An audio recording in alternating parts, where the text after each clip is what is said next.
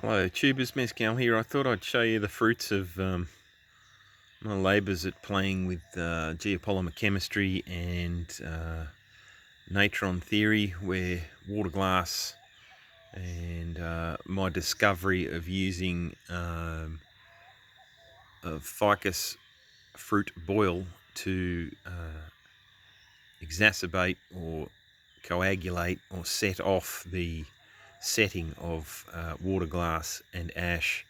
So in this, there's a piece of wood that was boiled many times in a liquid of waterglass until it was well and truly soaked right through. And then I started introducing the fig juice boils to set off the waterglass inside of the timber to try and emulate petrified wood. And you can see this is basically set in the bottom there, and it's quite see-through like amber, and I don't know if I'm going to get that out of the beaker without breaking it. The white stuff there is literally etched glass or Pyrex, and so yeah, I'm going to put some water in there and try and free that up by boiling it. But that stuff on the bottom may have turned rock solid. It's about a month ago I was still able to put a dent in it, but if I press on it now it doesn't leave any dent. So yeah, that's the continuation of the petrifying wood experiment. And here's some other fruits of the labours experiments that I've kept. This was grass ash. You can see the efflorescence where it's gone all frosty.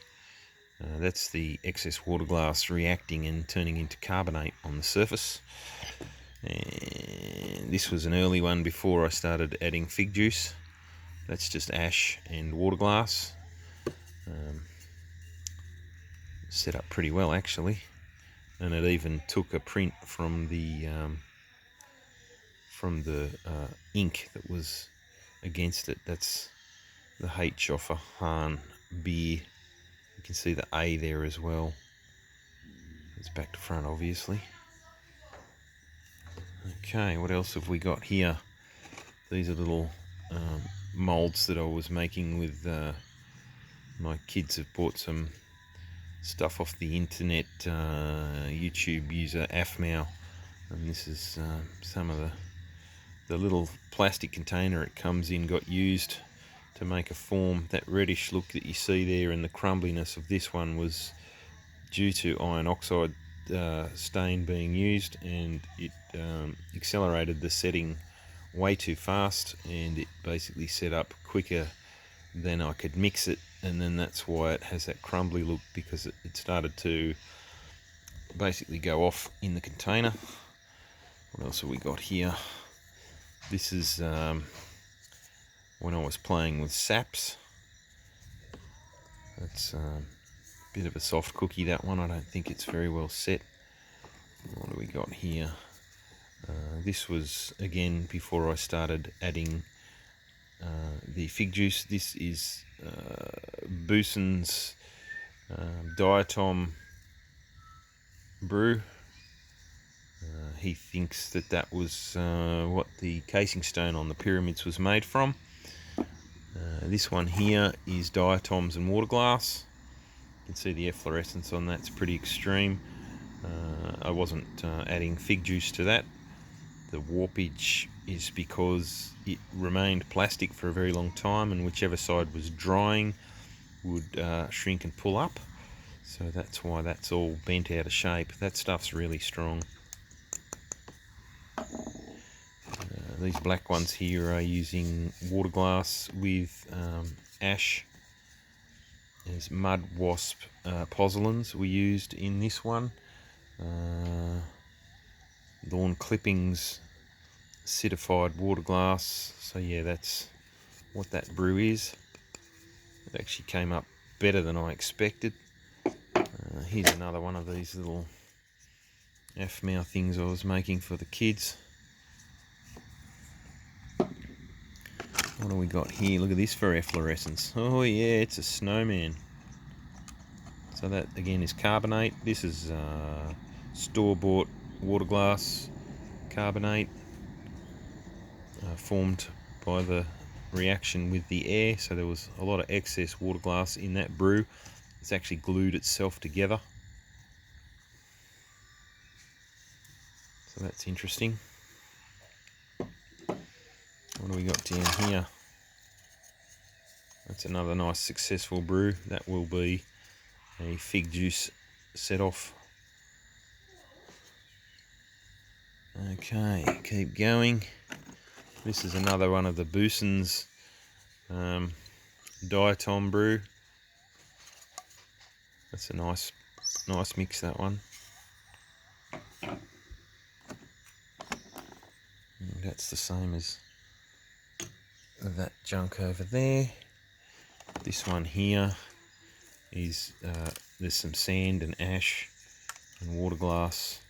There was no fig juice in setting that one up. That one did get cooked in an oven and it bubbled and carried on like crazy. It was even wrapped in foil to encourage the aluminium to be leached off the foil wrap and pulled into the matrix. What else have we got here? There's a cracked one. That's a very light one. That was the blood set. The blood one was very gross to smell. I won't be doing that again.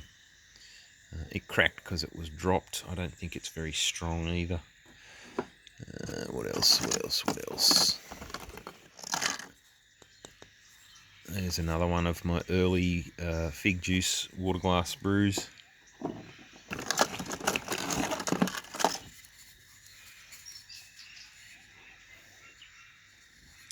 SW and acidified fig juice. What was SW? I don't off the top of my head remember what SW was, but it'll come back to me. These all have a nice bisqued fire sound to them, and none of them were ever bisqued, so that's quite interesting. Here's another one of those little Afmau cat things.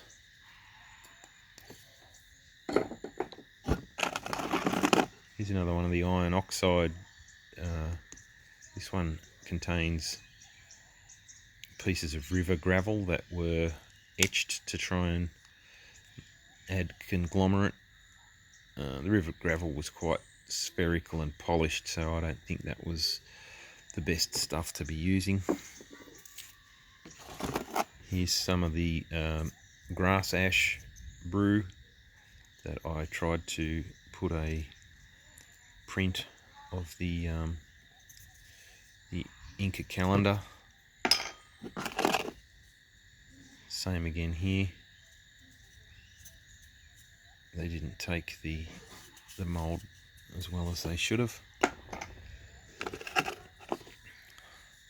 That's the bottom side of one of these guys.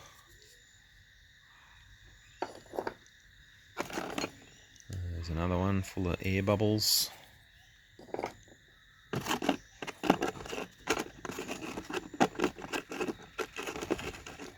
This one was an algae set with spirulina.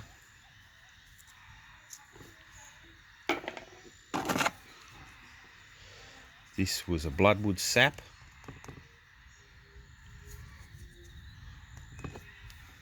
That efflorescence has fallen off that other white frosty thing you saw. There's another one of those Afmau cats. This is vermiculite mixed with water glass and sort of pushed together till it became nice and clay-like, and then it was post-set by putting the fig juice over it. There's another one of my early experiments with the ash and the fig leaves. That was not the fig fruit. Here's my nub and hitching post of the sun. This one, again, was containing the iron oxide and the river pebble that had been etched with sodium hydroxide liquid. Okay.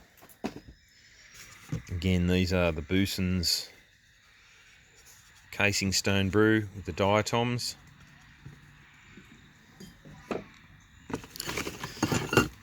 Here again, the Booson's diatoms. It's quite heavy, that one. This experiment here was where I added the those silica gel beads. They were all soaked up to create the cavity and then dry out as they shrunk back. I was hoping that that would be more successful. The problem with this one was that the beads removed the alkali. The beads were very alkaline when they were finished, and it just went all crumbly, and it also didn't get left in a place where there was no vibrations while it was taking a long time to set up. It got moved around a lot, which would have, with the squidgy jelly-like nature of those silica beads, it's ended up like that. There's the fig leaf boil. So yeah, that's brought the polysaccharides that are present in the fig leaf with its latex precursors. Again, I'll remind you that I make the claim that the Inca, with their use of rubber, they did harvest rubber, and you will find that the story of the ball court where they used a rubber ball and played. So they obviously had enough rubber to figure out that, you know, it was a useful thing, and I believe, and it's my claim, that they used rubber to set off the geopolymers that were used in the building of megaliths, like you see around the Inca Trail, like Sacsayhuaman, and if you look at the destruction of what is called, what's the name of that place in Cusco? It's Kenko, and it looks like a limestone deposit that's been etched and just pulled apart with some sort of acid leaching. And I certainly believe that they used that to set off their geopolymer, because if you just use waterglass, it doesn't set up straight away. It needs a very long time, and if you're working towards finishing something, you know, if you're on the job site, you need something to set up much quicker than just, you know, much quicker than taking days or weeks. You need it to be in the order of a few hours maximum. This one here is honey. I suggested that to Mondo, and he has gone ahead and turned that into a neopolymer kit, where you can purchase a kit and, using your own honey, make a brew that will set like a rock. Now that colour you see there is leaching the honey back out of it.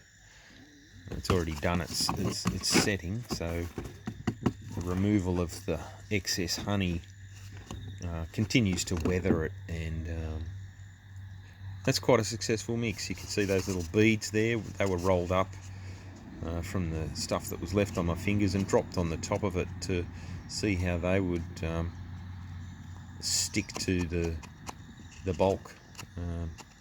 So yeah, that works good. Have I got anything else here? Not in this box. Here's this one here was the bringing together of the crumbs after doing a natron melt and pulling apart granite. This was the crumbs left behind and then they have been put back together using the waterglass and post set using the fig juice.